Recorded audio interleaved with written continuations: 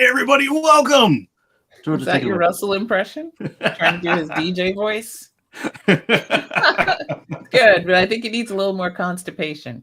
Hey, everybody, welcome. Really get down into it. Use that diaphragm, Kacey. Hey, everybody, welcome. Russell's not here, which is why it's safe to do these kind of jokes. The first thing he sees, you guys can't take the mic anymore. So this is your esteemed co-host, or Russell's esteemed co-host, George McKenzie. And tonight I have with us the rest of our esteemed panelists, which is Kacey Green. Say something, Kacey. Hello, good to see you all. And of course, the wonderful Paul Gizik. Hello. Mark is attending to Canadian rainfall here today. So you're what? So we've got a lean crew, lean and mean. Very that lean. we do. It is the slenderest bunch today. Indeed. Yeah, so Mark is attending to home issues, and Patrick has other schedules. So this is what you get. Look, you get what you paid for. There. This is now true. we're done.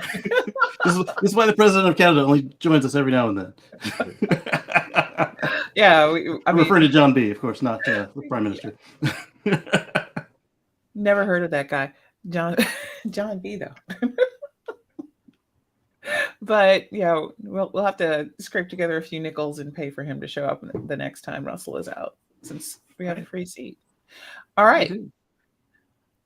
That's not we don't necessarily have a packed show, but we're gonna find ways to talk about everything on this list anyway.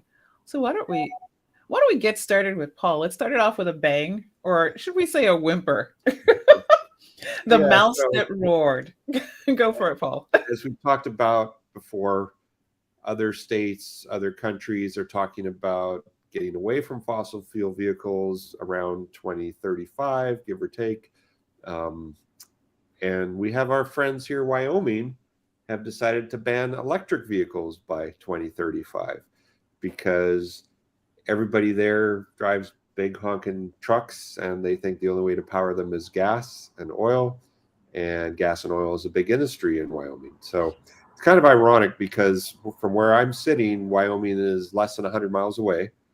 And yet Colorado is very progressive towards clean energy and electric vehicles. And Wyoming is the complete opposite. And it is, of course, the least populated state in the country. There's more people in Alaska. There's more people in Rhode Island than Wyoming. So I don't think they have a huge amount of leverage here to do this, but I give them credit for trying.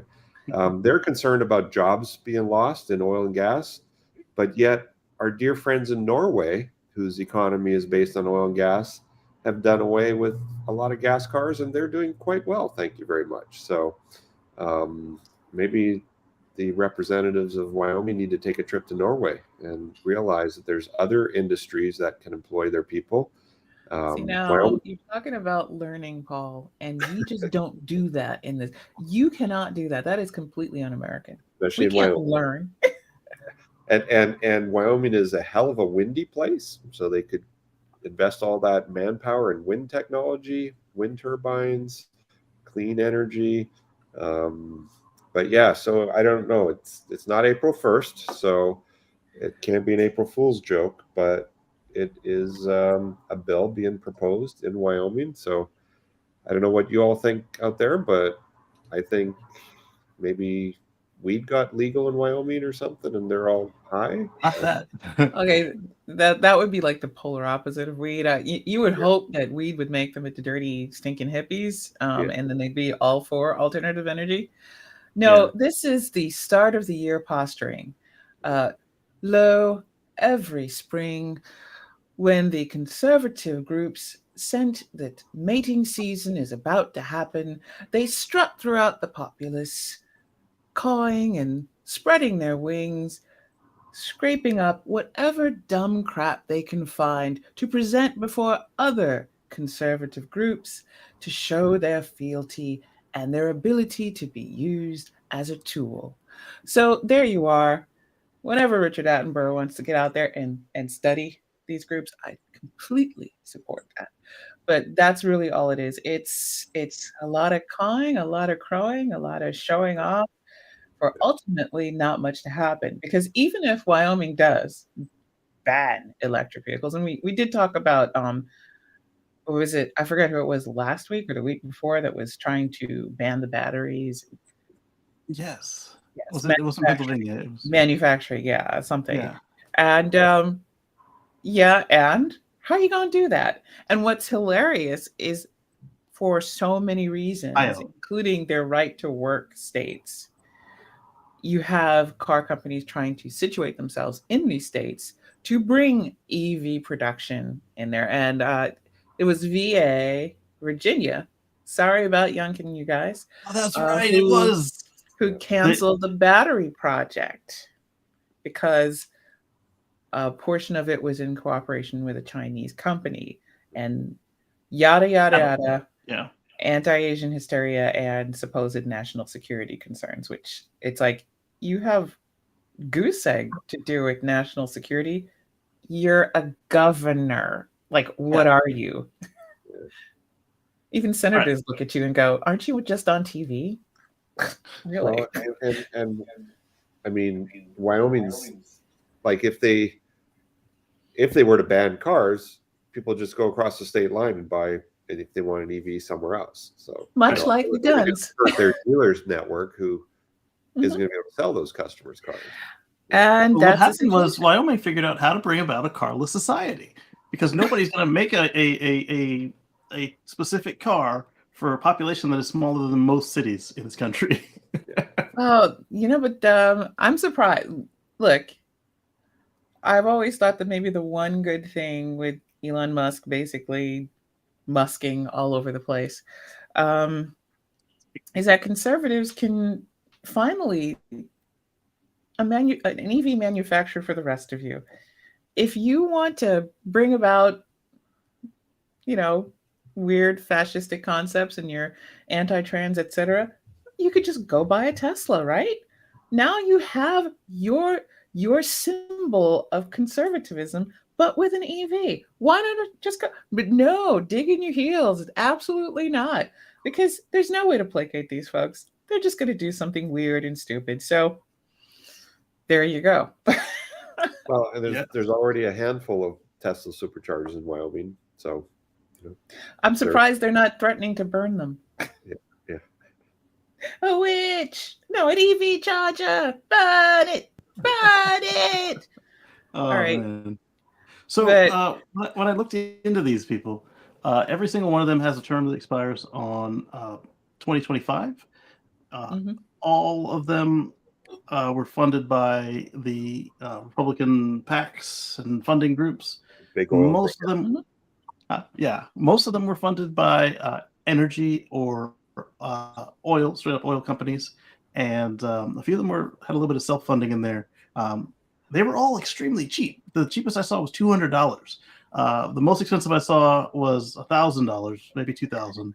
Damn, and anybody had more than that? Be a hoe, at least be an expensive one. Yes, charge exactly. Good rates.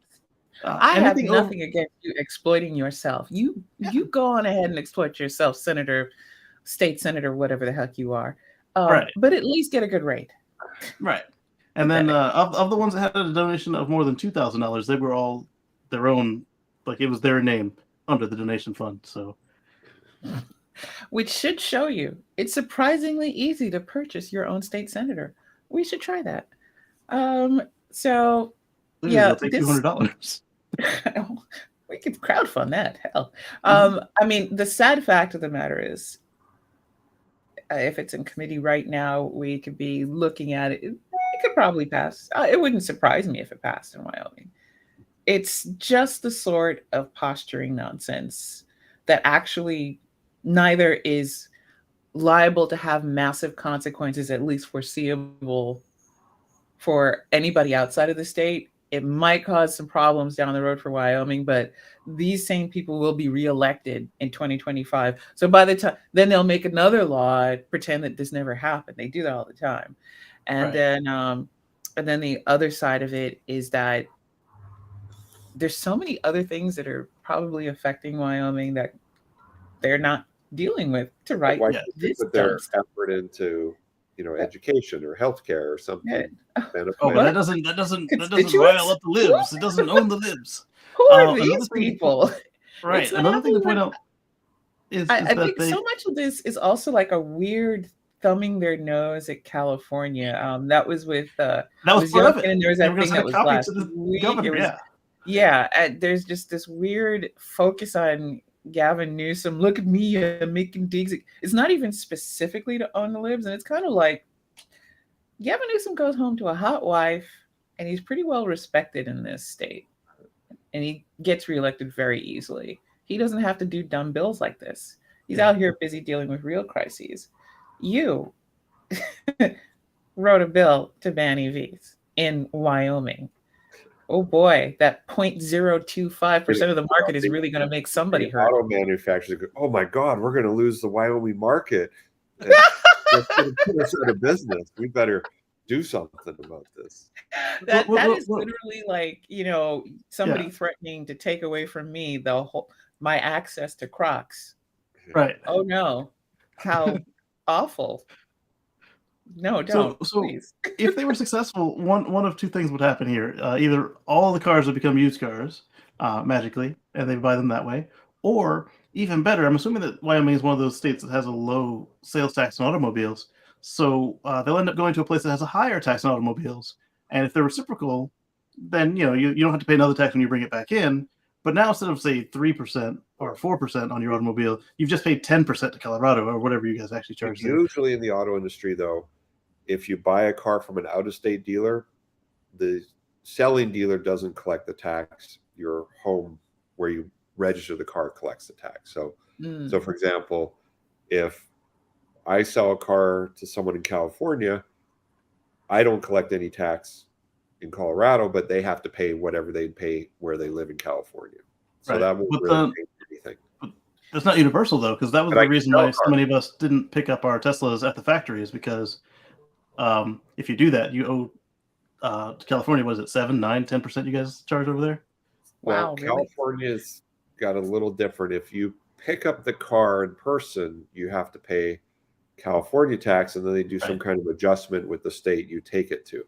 But if you have the car shipped from California, you don't pay California tax. That's what I did. Really?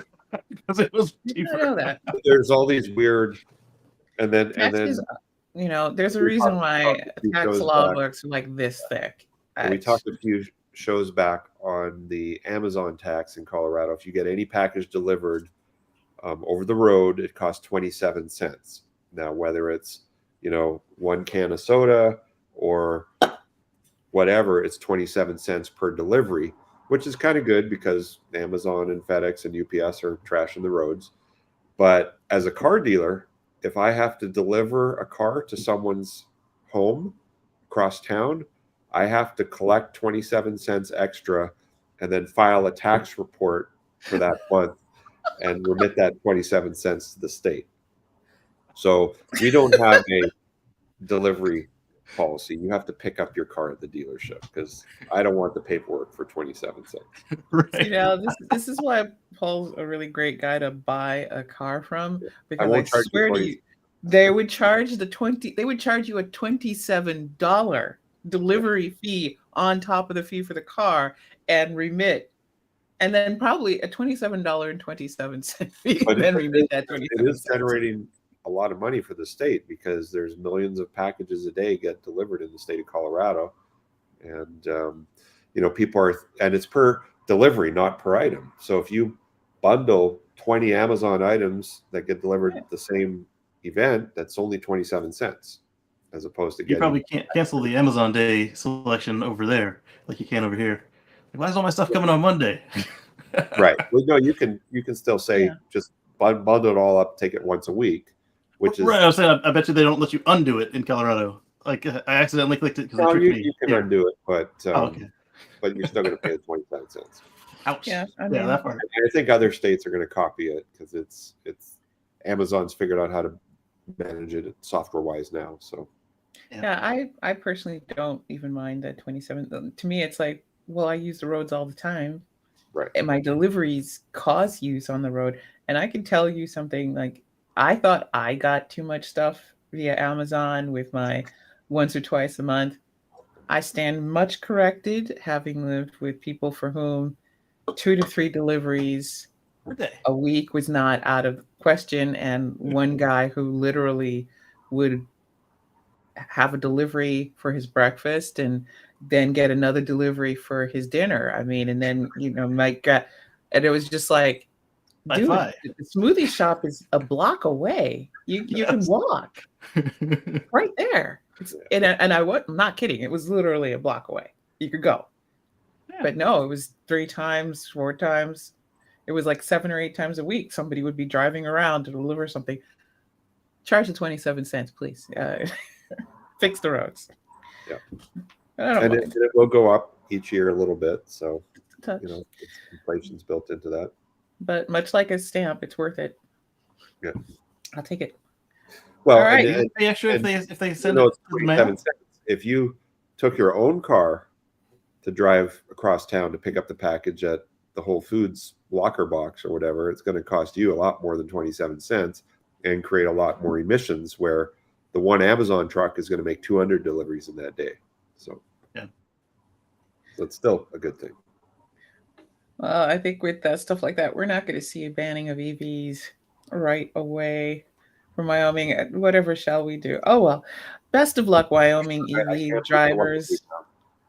I support you people in Wyoming, the resistance of Wyoming EV drivers and your band going against the tide. I feel for you. Next up, we are rolling over to, actually we're going to go over to me, and then we're going to roll over to Kacey. But let's talk about some good stuff going on, because I think we could stand that, right? That was silly. It was incredibly silly. So we've got something pretty cool happening. There is a utility scale solar and storage project that can provide power that is both AC and DC high voltage lines, and it will shore up our grid stability. It is for the South, and it is at the Oak Ridge National Laboratory. This is brand new. It could change the game, and it will go to places like who are suffering right now, Texas, because somebody's got to help Texas. It's not like they have a governor that's going to do anything about that. But this new solar project, do you mind putting up the map for me, Kacey? Sure. Let me find it.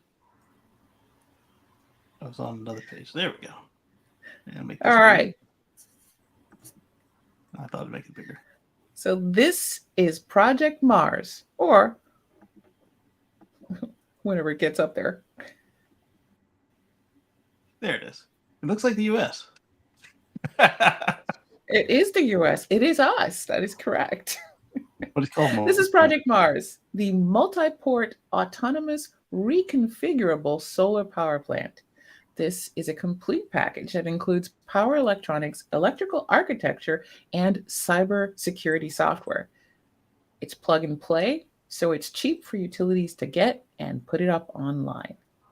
Now, this meant that, at least in the 2 California sites where it's being studied, it achieved a 50% reduction in power loss, a 16% improvement in stabilizing AC voltage, and 100% detection of cyber intrusions, which we've covered here before.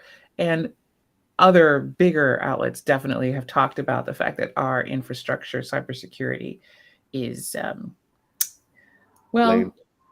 I was going to say mediocre at best. I'm trying to be nice. I'm trying to be nice. We're not out of January. I don't have to be mean yet. So Mars can also reduce the electrical cost by up to 40%. And they're working on it. And it uses stored battery power to supplement operation. So this maintains the grid stability, and it can jumpstart the grid after a disturbance, which I think is pretty cool. Now, the current partners, this is at the Oak Ridge National Laboratory, and it's working with Southern California Edison, Opal RT, Hitachi Energy, and the Georgia Institute of Technology. And it is basically think it's really, really, really important that we do not leave behind areas of the South uh, from these technological advances in grid stability and energy security. So, what do you guys think? I think it's pretty good. It's got high voltage DC in there. That's pretty cool. In addition to storage, I thought you couldn't send DC very far. Well, ultra high voltage DC is they're trying to replace ultra high voltage AC with it. Yeah. So we've got like a lot of if you look at the map, we've got like a lot of marks for where the solar power generation potential. And of course, we all knew that Las Vegas and Texas, Louisiana, and of course our desert parts have pretty high potential to generating solar. It's just getting that solar around and getting it into the batteries. And if these improved storage capabilities work out, and if they're able to get it all together, that would be very effective. So some good news on the sustainability front. Now we just have to get it out of the lab, which it kind of is. It's got to throw out. Isn't Texas doing their own thing? Like they don't want to talk to the rest of the grid? Texas wants to do their own thing. Yes. Texas doing their own thing has not necessarily done its best for Texans. Yeah. So the thing is that you don't have to be your special snowflake self that can't talk to anybody else. I think at some point we have to start using the S word, the NS words. National security. We have to start talking about this as national security because it is. Infrastructure is national security. You need to be able to flip a switch and have power to things on a consistent basis. And by not having that, by having these, here's a term, and at this point, I don't remember if this is offensive or anything else, but the balkanization of our grid is not in the best interest of the country. So I think the fact that it's cheaper, it has a better capacity, and that it's simple plug and play, and it should be able to insert itself into the grid, especially that resilient too. If you take out Texas, then everybody else is still there. If you take out California, everybody else is still there. It's kind of like the internet. You can take out a chunk of it and it's still keep working. Design the power grid, like the internet. You take out a router in Chicago, the traffic just goes a different way. Yeah. I mean, that's the whole point of double and triple redundancy. So a lot of people think that engineers are doing, adding 3 servers to a project that requires 1 is just some sort of, oh, you guys just want cool tech. No. You want a mirror. 1 is none, 2 is 1, and 3 is okay. Yeah. You want it mirrored, and you even want a mirror of your mirror. I mean, my NAS server is mirrored, and then I have another server that backs up the mirror. Because exactly. I'm not an engineer, I'm just neurotic, but it's kind of the same thing. Exact same thing. I am very aware of these things failing. So that's my good news. And piggybacking onto that, I'm going to toss it to Kacey. All right. Which one do we want to talk about first? Let's talk, considering the fact that this talked about chargers, and that was with the DC charging aspect of this one, why don't we talk about your Aptera charger PSA? Okay, cool. So Aptera had an announcement last week. They unveiled the final design of their first production, and curiously, it didn't have any provision for over-the-road fast charging. And a lot of folks let them know that they disagreed with that decision. Loudly, yes. There were some holdouts that didn't see the problem in this, but my stance was that even if some people never plug in, just like we see with the Teslas and the Fords and everything else, some of them never get fast charged ever, and that's fine as long as they're not adding too much to the whole fleet to do this. So the next morning, or is it 2 mornings later? Either way, shortly thereafter, Aptera came out with another announcement and said, "Hey, DC charging is going to be standard, and it's going to be anywhere between 40 and 60 kilowatts, which sounds like a little, because we always complain about the Bolt having 50 kilowatts. However, remember that the Aptera is an ultra efficient vehicle. Yeah, so 40 kilowatts there could get you full charge, not full charge, but 10% to 80% in 30 minutes. And so that's going to be standard on all the cars. And they showed us that they'd actually put it in planning, and they apologized for the heart palpitations they caused. And so now there's one less obstacle to getting an Aptera for your commuter car. Or if you're just a single person or just two people, as your only car. And which charging standard did they use, Kacey? They went with the NACS. So they didn't say that it can supercharge, but they showed it off leaving superchargers throughout the whole video. So I think that's just a matter of either when Tesla opens up the superchargers to CCS, you'll be able to use them without an adapter using that same protocol, or maybe they'll have an announcement saying later that Tesla has agreed to bring them on as the first non-Tesla to be able to supercharge natively. Yeah. And on a 110... It would make sense for Tesla because the Aptera is nothing like anything Tesla makes. They're not a or ever will legacy competitor, so they probably don't see them as a competitor at all, like they would. And then they also open up a lot of federal funding if they become no longer a private station. If somebody else can use it natively, that's a lot of just free money just ready to just collect on everybody. On the 110, it charges at over 10 miles per hour, and on the 6.6 kilowatt of level 2 charging, it'll charge almost 60 miles an hour. So it didn't need much DC charging, but at 60 miles an hour is 4 hours recharge versus being able to turn around in 30 minutes. Basically in a bathroom break. Let's see. Bruce is in the chat. Bruce is an Aptera what do you call it, ambassador. He says, I was in the middle of this. Traffic on Reddit was in the 10,000 views per day. Drive the Lightning has an interview with Chris Anthony. Oh, I need to listen to that. And JT said, JT24 said that Aptera reversed that fast. Yes, they did. Yes, they did. Just as much as Rivian trying to charge the early adopters who were still in line for the new prices. I mean, did the superchargers make the bigger battery options a bit pointless? Yeah, that too. I mean, you don't necessarily need a 1,000-mile battery if you can recharge it quickly. But that's actually better for the environment and better for your pocket. Nice. Yeah. Let's see here. And then what do we do next? Oh, we are going to actually, let's see. Let's talk about the Nissan Titans. Yes. So, how did I phrase that? I thought it was kind of cheeky the way I put it in there.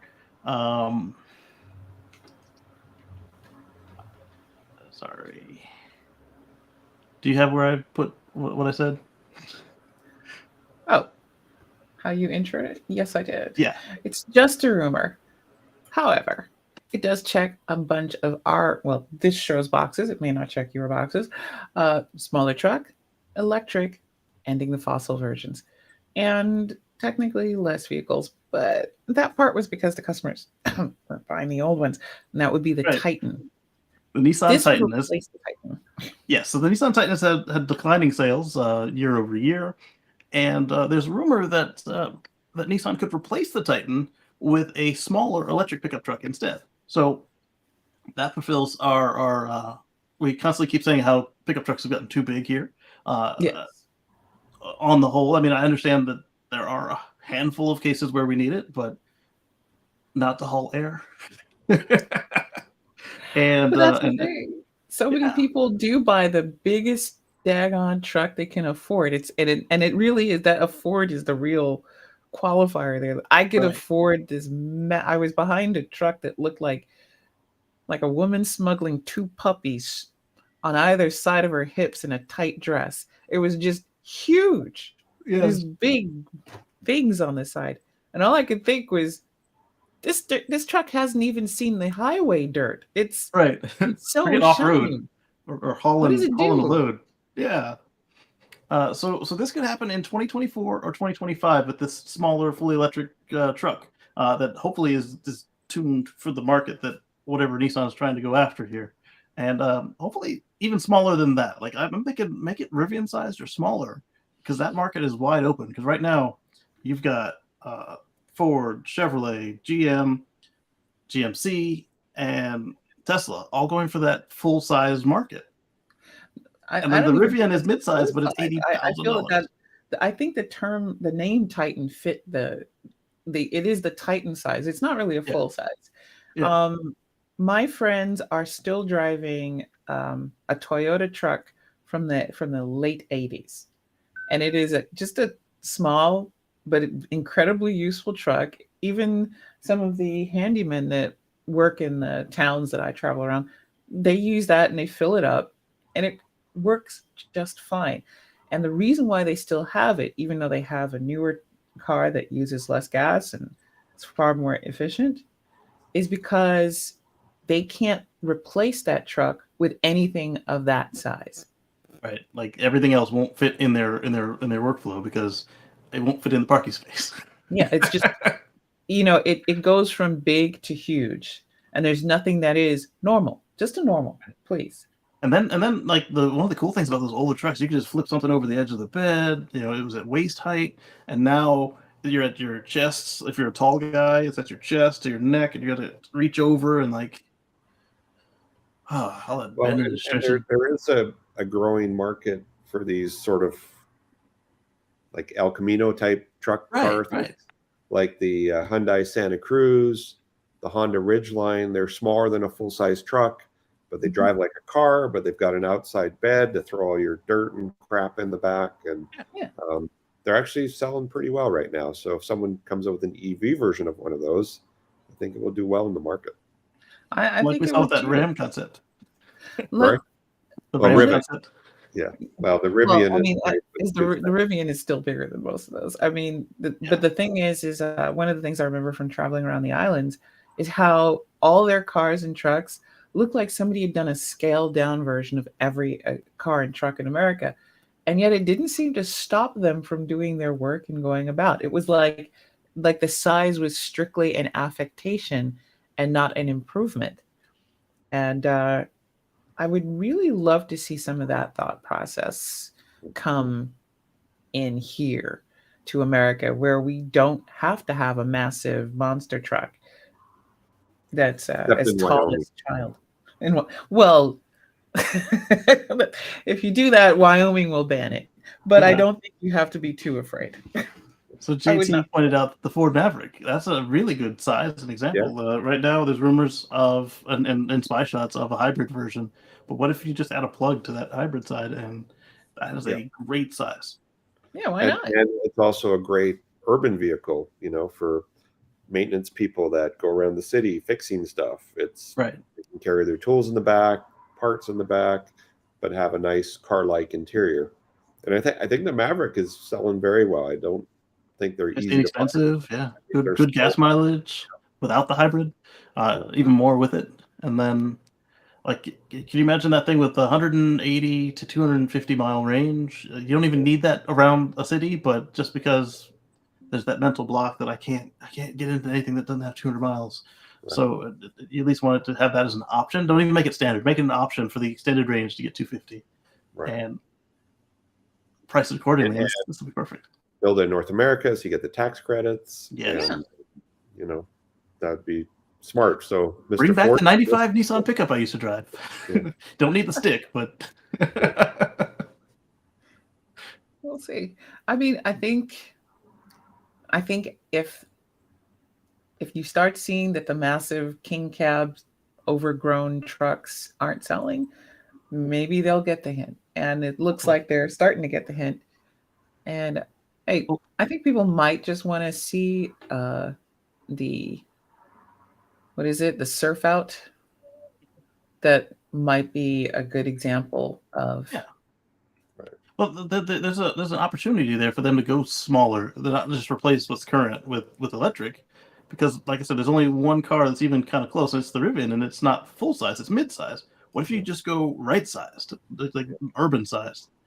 It would take all your competitors 6 years to catch up. And the cost would be more affordable because you don't need as big a battery because you're not pushing as much metal around. So yeah, and we're talking right now with a recession coming up, people will have less money to spend on cars. So that's a perfect opportunity to do it. This looks cute. For some funky wheels. So. Yeah. See, now this reminds me of a show I used to watch as a kid called The Last Ride of Noah's Ark. Oh. Oh wow! With a cam back, that's even cooler. So that's just like you were saying. Make it into a sporty car with a utility bed. Yeah. Yeah. It's got little heart emojis. Does it have a programmable LED rear sign so you can say "back off, asshole"? Right. You know, I don't think that would be a safety feature that is really safe. I don't think we should do that. Yeah. That's not. There you go, guys. There you go. Bada boom, bada bing. Yeah. Well, let's see if any of these companies come out with a not a compact pickup, but a smallish pickup. Take the hit. Take the hit, guys. Take it. Run with it. All right. But you know, we might see a pure EV. I think Kacey's on a roll there with Ford being the first ones to do it because they've got the Maverick platform. They've got a hybrid. I'm sure they're thinking about electrification for that. Yeah. Make a logical progression. All right. Well, then I'm going to take a jump and use this opportunity to talk about an even greener electric vehicle option for Californians. All right. Sorry, Wyoming, we're not focused on you today. For those of you who are not like me and can actually balance on two wheels, guess what? The state of California is going to help you get an e-bike. There is a $10 million e-bike affordability campaign that is going to start up in this first quarter of 2023. Now, couple of notes.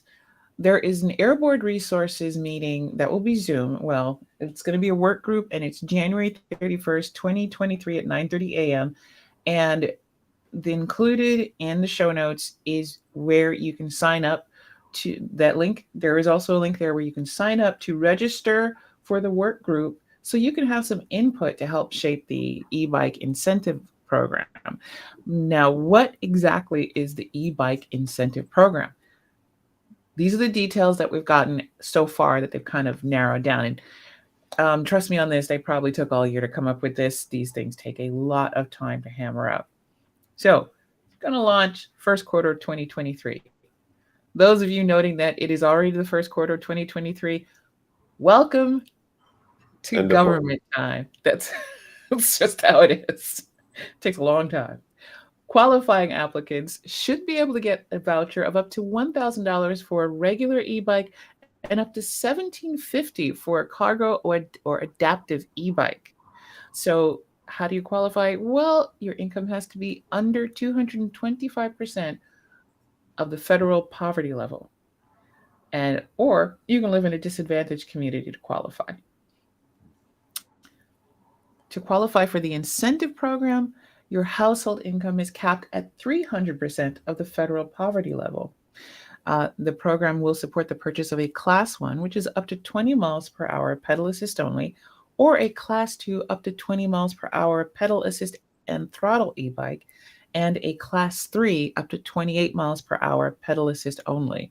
So if you've got dreams, big dreams of basically being your neighborhood delivery person, and I'm still thinking about it, get that cargo bike. You're going to get a little money in your hands to go do it. And you must purchase the bike either from a California bike shop or online from a company with a California location. So they have to have a business location somewhere in California for you to buy it. So if Tesla had an e-bike that you could purchase online and it was made here in California, yes, you could get that Tesla e-bike. I don't think that exists, but who knows? Give it time. Somebody's going to come up with something. So if you are disabled, but you can ride a bicycle, but you can't pedal a bicycle, what do you do? Because that's an adaptive. That would be an adaptive. Oh, okay. Bike. So what are we talking about? We're talking 2,000 or more. So to get an e-bike, if you can't afford it, sometimes if you're going to drop that kind of money, if you can get a used vehicle for $1,000, $2,000, it carries more, it'll go farther, and It'll get wet or hot or cold. Yeah. It's kind of hard to put that money aside, but if this would work for you, this is a good Less program to maintenance on a have. bike, less damage to the environment, no kind of same taxes every year, no oil changes. You still have tire changes, but Yeah. Now, here's the problem. They only have $10 million, and that sounds like a lot of money. It'll go fast. In fact, you will. I think they said they were expecting. Are they going to have Ticketmaster dole out the rebates? Are they going to have Ticketmaster do the rebates? No. It will. You just have to. You'll have to sign up to get a notice about the subsidy. So it's a subsidy to the purchase. You still have to apply for it once it becomes open, and they said that they're expecting that they were thinking about 7,000. They've already hit 7,000 people requesting information. So I would say if you are interested, if you think you know somebody who'd be interested, get on it, get on the newsletter and pay attention. Make sure your notifications are enabled for whatever is connected to that program. I would follow the calbike.org and the government social media pages to make sure you're tracking these important topics. If you use Google or if you use Alexa, you should be able to tell it you are interested in a subject, and it will notify you when those things ping their news trawlers. So that's one way to stay on top of these things. It's very helpful. This is what these bike. A lot of people say bad things about lobbyists, but anybody who comes in asking the government to do something is actually a lobbyist. You are lobbying for the government to do something on your pet project. Private citizens, yeah. So lobbying is not a bad thing. Some people just use it for bad things, and that's exactly how it goes. Bruce brings up a good point about are they going to do anything regarding PPE, like maybe helmet fittings, free helmets, knee pads? It does not say that. However, this link is to calbike.org, and most municipalities, and I can say this as a former municipal worker, is that police or fire in most local municipalities usually have some sort of program to test the fitting and go over proper PPE. And local bike organizations also handle that. I would reach out to them and speak to them to find out about these programs, because the problem is that there's a lot of us and we're all in tiny little places, and a big federal or state government can't handle all of us. That is why there is local government and non-governmental organizations, because it's just a lot of us running around out here and we can't keep track of y'all. And that's how it is. Yeah. Any more questions on that one? But definitely get on it if you want it. It's going to go fast. 10 million, like I said, they even managed, they said, to secure another 3 million just for the administration costs. Oh, cool. Which is so cool. More of the actual money is going to the real people, not going to go to the real people. That's a big issue. But 10 million versus everybody who might want to have a little assistance to buy a bike, it's going to go quickly. So jump on it, move quickly, get in the know. That's my good news for the week. Follow up with another bike. Go for it. As soon as I get my screen working here. So we keep ragging on how Toyota doesn't want to or know how to build EVs, apparently. Well, they formed another partnership, just like they did with the RAV4 Gen 2. But this time, we're talking about in France. And it's not involving the RAV4 for once. Okay. It's a bicycle. This is a cargo bike for the likes of Amazon and other last mile deliveries. They're working with Dose Cycles, and it's going to be an electric cargo bike with a 250 kilowatt motor, good for 62 miles. And I mean, I've been on a kick with these bicycles. This one's only 2 wheels. It's not 3, and it's a real e-bike. Let's see. So they said it hold 100 kilos, so that's not bad. It's 850 millimeters long on the platform, and the battery is 500 watt hours. And it doesn't look that bad either for a work bike. So do you think the battery's in the skateboard at the bottom? Oh no, the battery is on the back of the post right here. Oh, that's the battery. Wow, that's the battery. Because I was just like, I can't see the battery. Right, why not have a dual pack when you have the cargo container on? And I like that you have a choice of whether you have the cargo box or if you're going to have like a. How does the steering work? Is it electric or is it some kind of cable system? I think it's some kind of cable system because it looks like the front steers on this one, unlike where we look at the other cargo bikes where they steering in the middle. handlebars are way back. Yeah, like a gearing system or something. Kind of yeah, I mean, for the briefest of moments, I was just going, wait, where is the front and the back of this vehicle? How do you steer? What's going on here? Yeah. Okay, I see. So, I mean, you have choices. You have a New York City for delivery guys. That'd be great to deliver. Exactly. That. I like the kickstand; is very robust as well. 62 miles, as we discussed a couple times with the vans. The vans don't need 100-mile range if you know your route. And same with the bike. It won't need a 62-mile range either. But if you load it up, it'd be nice to have a little bit of cushion to make sure you can get where you're going, deliver it safely, and get back to the hub. I wonder why Toyota's getting involved in that, because that's totally outside. They did EVs and not all hydrogen. Yeah. Or the government of France said, if you want to sell Corollas here, you got to do something electric. Right. And that's what they came back with. We can't have any more of these Corollas in France, in Paris. We need you to take one car off the road for every car you want to sell. Right. But we'll see if this goes any better than their partnership with Tesla or General Motors or Suzuki. But like even grocery stores, food delivery, that's a great urban type vehicle. It is. And like we said, take some cars off the road and get some pedaling in there. It's good for the rider. And I mean, by the way, September of this year is when you should expect to see it. So I don't know why it's taking so long, because they're using LG motors. So it's not like any of this is hard. People know how to make bikes. I don't know why. It's on the Yamaha. Yamaha. Sorry, right. Yamaha, not LG. And I like the removable battery feature. Always. I mean, nice. that way you can pull in the battery to charge it. But if you are using this in New York City, bring in the whole bike. Yes, don't leave it. It's just going to be sad because all you're going to see is some handlebars. Right. If you leave it out there, that's it. I can say it. I'm from New York. If the batteries are keyed, so you can take the battery off with you to go into the building, and it's be hard for someone to steal the bike. That too. Parts count. I'm just saying. Well, another good thing about swappable batteries is, twofold. If you have a secure place for your bike, you can take the one pack in the house apartment, charge it all night, bring the fresh one down with you. Right. I guess you don't need two for that, but like say you are one of these that are at the Amazon hub.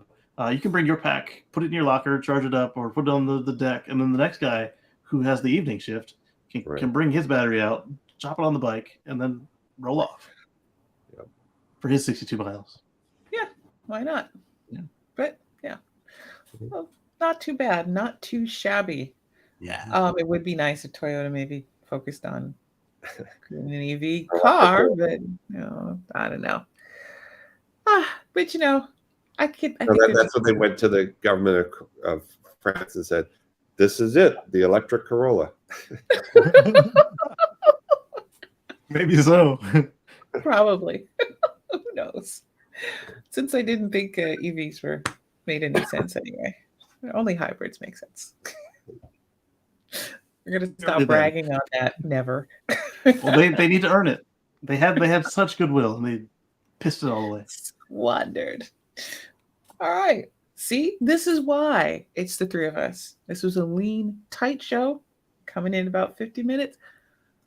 Let's wrap it up and go home, people. Before we get to that, we're already home. Let's just wrap it up and let Paul go home. Right. I want to thank JT24, David, and Bruce Nelson, and Janison, and I saw more people in here. June. Hey, June. Yeah. And hey, guys in the chat. If I missed anybody, I'm sorry. But I think I got everybody. Awesome. Yeah. All right, Bob. Shout outs and go home. You first up? Paul. Oh, okay. Sorry, it's been a long day. Sorry, we're sending you home first. As I've said, anybody in Colorado, check us out, boulderhc.com. We fix hybrids and electric cars, and we sell hybrids and electric cars, and sometimes we sell regular cars because that's all we have. But when they change the rules in Wyoming, come down from Wyoming and buy an electric car from us. And, Paul welcomes Wyomingers. Yeah. I like Wyoming. Just I don't like their politics. It's a beautiful place. Yeah. All right. And Kacey, what about you? So since there's less of us, I'm going to tell you to click the like button, maybe subscribe. Both of those actions will help YouTube figure out, they've already mapped who you are. So what they'll do is help them share this content with other people who like stuff that you like. So maybe we can meet some more friends out there. And on Sundays, I run a similar stream. It runs indeterminately as far as length. At youtube.com at Kacey Green, and it's very similar to this. We just go on and we chat, interact with the audience, and then we call it a day. And there's 100% more baby on that stream. Yes. There it is. She's usually in a good mood. All right, everybody. You've been hanging out with us for almost 53 whole minutes. Obviously, you like us. You really like us. I might as well hit like, because you've already hit subscribe, right? I trust you have. Every time you hit like, even if you already have subscribed to this podcast, it tells YouTube, hey, this podcast is fun. People like watching it. People listen to it. Why don't I share that with other people who are looking for information about sustainability or EVs? And that's a pretty cool thing to do. And like Kacey said, you might meet some new friends, hang out in the chat. Because we can all use some friends to borrow money from. No. Because we like people. We do. Yes, we do. And when you're done watching us here at What Drives Us, don't forget to bounce on over to Kacey Green's channel. That's Kacey Green at youtube.com. And while you're at it, even though he's not here, check out Mark's channel, The Tesla Life, where you're going to have a lot more Tesla information, in-depth interviews, and looks at stuff that are arcane to me, like Tesla stock prices. Don't forget Paul's over there in Colorado, Boulder Hybrids, selling you good cars with an honest face. Look at him. That is an honest man. And a good mechanic while we're at it. And I'd like to throw out some thanks. Thank you to Russell. We do tease him a lot when he is not here, and even when he is here, because we tease him. Because we love him. But thank you to Russell for letting us have the keys while he is out having a beautiful time somewhere. It looks like the high desert for me. Thank you for all that wilderness, Russell. More for you. And rest of us staying here in comfort. And much thanks to Manring for letting us use that theme music. So we go on over and buy something from him over at Bandcamp, please. Pick up a song. Show him some love. And we'd like to thank you guys for hanging out with us here at What Drives Us. Don't forget, we're going to be back here next week with more about sustainability. And that covers more than just cars, more than just bikes, covers the grid, covers water, covers a whole lot of things. And we're all going to talk about all kinds of stuff, possibly curse, and maybe make Russell get annoyed at something so he can rant. Because ranting is fun. Indeed. Thanks so much for hanging out with us, and you guys have a great rest of the week. Tune in next time to find out what drives us. Bye, everyone. Stay safe. COVID's still out there.